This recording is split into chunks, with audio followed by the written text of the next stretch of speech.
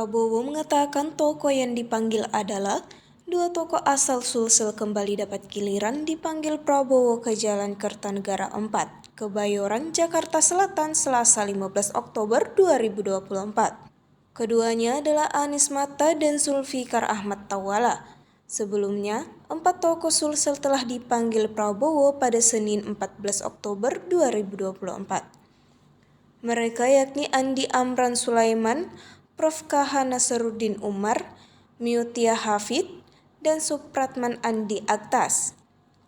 Salah satu dari ke-6 tokoh yang dipanggil Prabowo sebagai calon menteri dan wakil menteri dalam pemerintahannya nanti bersama Gibran Rakabuming Raka adalah Anies Mata.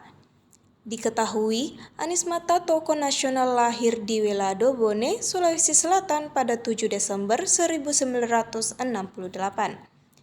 Anies menghabiskan masa kecil dan remaja di beberapa daerah di Indonesia Timur. Anies pernah bersekolah di SD Katolik Matias I di Tual, Maluku Tenggara, lalu kembali ke Bone dan lulus dari SD Impres Welado Bone. Setelah lulus SD, Anies masuk Pondok Pesantren Darul Akram, Gombara, Makassar hingga SMA.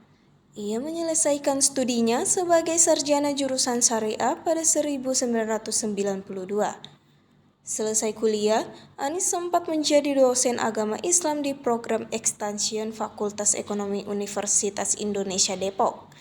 Anies kemudian terjun ke dunia politik pada 1998.